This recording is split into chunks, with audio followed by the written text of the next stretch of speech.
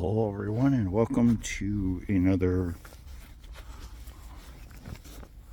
radio show outside. I'm your humble host, as you guys can see. We got quite a bit of snowfall yesterday and into last night. So today is Sunday, January 12th, 2025.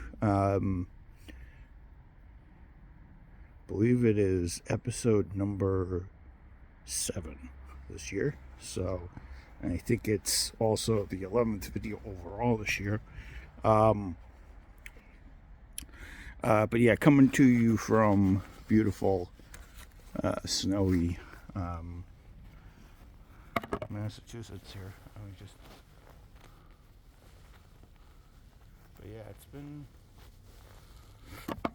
I really haven't been able to vlog outside a lot, guys, because it has been nippy. If you call it, it's been like minus 14, and I haven't been able to go out.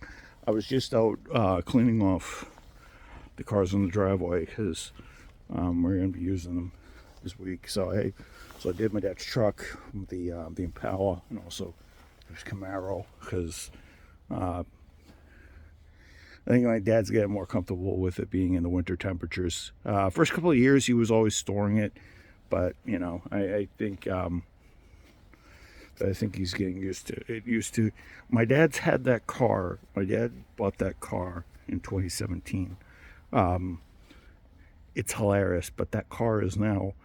He bought that car in 2017. That was over 8 years ago, and he bought it, I believe, a month from now, 8 years ago. So the Camaro's almost 8 years old, guys. That is older. That is I think, not the oldest car in the fleet, but one of the oldest in the fleet. Well, actually, my dad's, the Impala, well, actually, no, the Impala's the oldest. The Impala we bought in May of 2010. I remember my dad sparking up the deal with the Chevrolet dealership while I sat in Camaros and Corvettes to make the salesman a little bit more antsy. But so the Camaro has been around, been with us for 8 years. The Yukon that we have out front has been with us for 12 years, and the Impala has been around for 15 years. So in May of this year, the Impala will be 15 years old. And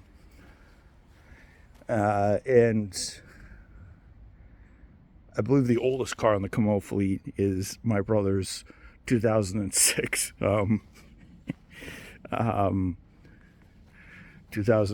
Chevrolet Tahoe, which is going to be, which is probably going to be replaced soon. I think when my brother comes up here again, he's going to try to throw a lease deal with his friend Carlos, who works at Toyota, and he's going to drive the new car up and probably sell off. Well, I don't know how much the Chevy's going to be worth, because the Chevrolet was built in, I'm going to say 2006, 2006. So that Chevrolet Tahoe is almost 19 is about 19 years old. That's the oldest car the Camos own. In my side of the family at 20 years old, at 19 years old. So I just cleaned up the cars. The sun's about to set. Sun's setting right now. So I wanted to tell you guys something. So I actually did something that I thought I'd never do, and thought I'd never do. But I have, playing an older game and playing a survival game. So Metro Exodus is going to be coming out. Well, not a new one, but Metro Exodus, my gameplay of that is going to be coming out today sometime probably in the evening. And I will probably upload an episode on Monday, tomorrow. So I have 2 parts. One's like 60 minutes, another's 38 minutes, because I want to just get to the intro of the game and just have an interesting one.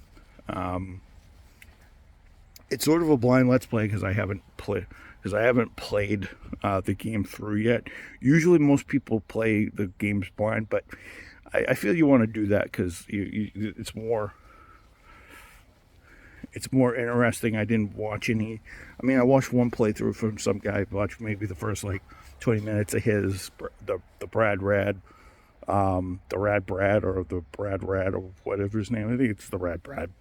For those of you who don't know, Metro Exodus is a post-apocalyptic game set in Russia during a nuclear winter, and it takes place in 4 seasons. Currently, I did the prologue, which was Moscow, and then you have the 4 seasons, of course: winter, spring, summer, fall. And then when you go back to winter, of course. But yeah, the game is pretty interesting. There's definitely a survival aspect to it. Like, you have to replace the filter on your gas mask every like 10 seconds, and you also can't do it outside when it's when there's irradiated places. So, and stuff like that. So that gameplay will be coming out later tonight, and then I will also do some tomorrow afternoon, and I'll shoot another vlog and stuff like that. So you'll get 2 videos today, one vlog, and then you'll get another video. So I'm trying to bulk up these content videos. We're already up to 103 views already in the new year. So 103, 104, 105. So I hope you guys enjoy them, because and I did the gear change show last night, so I haven't skipped on my promise. I've been consistent with the gear change shows and stuff like that. My videos will be all over the place. It just won't be me talking to you guys via the radio show, but I also want to come out here and show you guys the nice winter wonderland we have going on here. So yeah, the other thing I did Saturday night, well, actually not Saturday night, Friday night, was I actually ordered KFC for the first time in many years. KFC is usually known for their Kentucky Fried Chicken. I had a chicken sandwich, their tenders, and some just some water up drink. So actually some cranberry lemonade or something like that. So it was actually pretty tasty. So that was pretty fun. And it's the last time I'm going to do KFC forever. So yeah.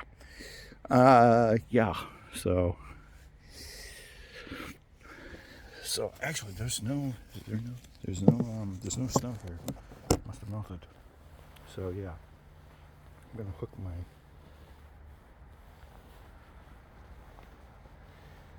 Some other things I've been doing. I've been watching a lot of classic Doctor Who, so I have a channel on my Vizio called Doctor Who Classic Plus or something like that,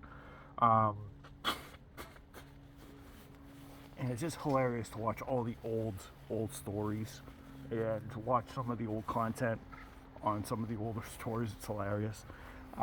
So especially some of the incidental music. See, the newer generation first had to start out. See, when I first started watching Doctor Who, I watched it in 2005 on BBC America back in the old days, the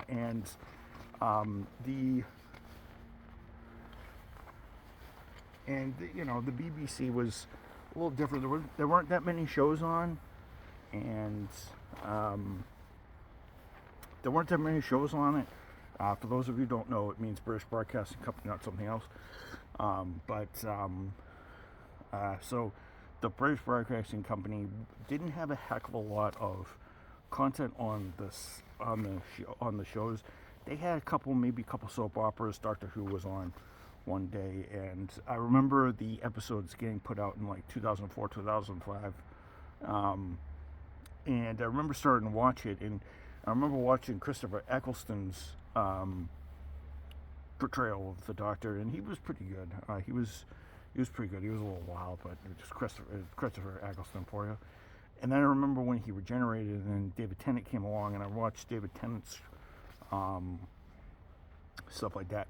But then in like 2007, 2008, I read a Guinness Book of World Record book, and I found out that there was more than. And he keeps mentioning, oh, I've been on this planet, I've been on that planet, and I'm like, no, you haven't, because I'm like, oh, I'm 900 years old. I'm like, no, you look like you're 50. I'm like, you're Christopher Eccleston. You look like you're 50, 60 years old. I found out that. So I found out in the. So I found out in circles that there were different ones. So when I opened up the Guinness Book of World Records, I just thought I'd see David Tennant and Christopher Eccleston. Apparently there were 8 other actors before that. So for those of you who don't know, the actors go as far as Will Hartnell played the first Doctor. I've watched a bunch of his episodes. They're kind of funny, kind of dreary. They're kind of interesting, especially if you watch Planet of the Giants or something like that. You'll come across cigarettes and buttons and stuff like that are supersized. So it's like Honey, I Shrunk the Kid, but the British version. And then there was Patrick Troughton, who was the second Doctor. I watched a bunch of his episodes. He's actually pretty ingenuine. He's kind of impish, but he's also kind of funny. He's a clown. He's dressed as a clown. So then there's John Pertwee, who is the third Doctor, and he's dressed as a dandy, but he was the James Bond of the Doctors. And then there was Tom Baker, who followed him from 74. Well, Hartnell went from 63 to 66, and then Troughton went from 67 till 66 to 69, 3 years. You're gonna notice. And then Pertwee went from 70 to 74, and then Tom Baker took over at 74. He went from 74 to 81, and then eventually Colin Baker, who was everybody's least favorite Doctor because he's a bit of an imp and he's a bit of a rude ass, especially towards Perry Brown, who always looks like she wants to cry every time. You know the type.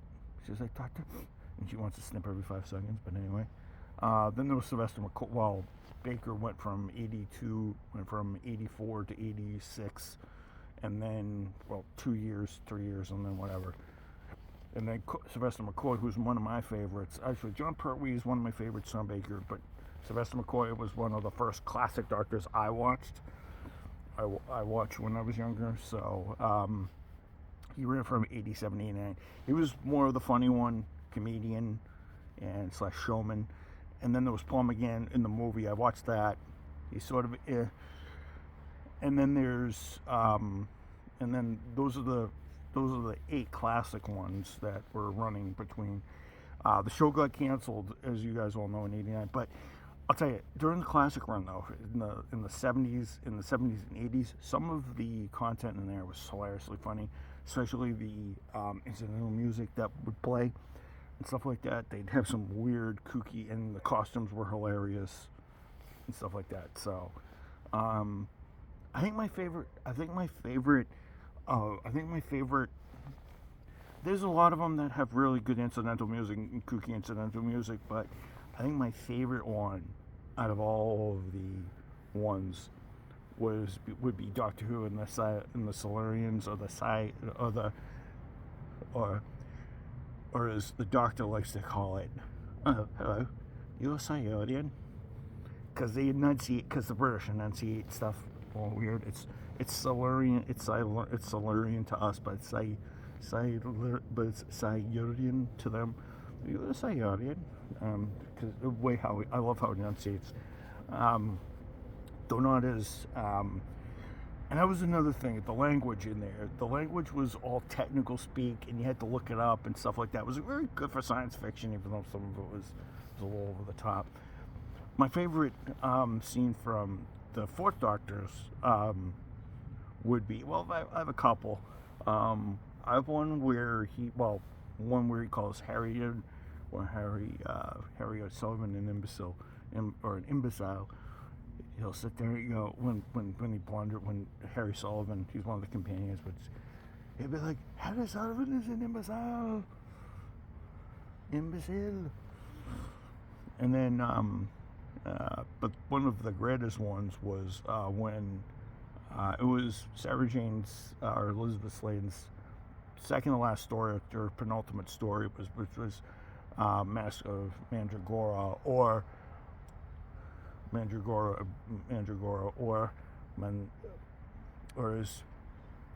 remember the scene where he shows, and Sarah Jane's like, what's that?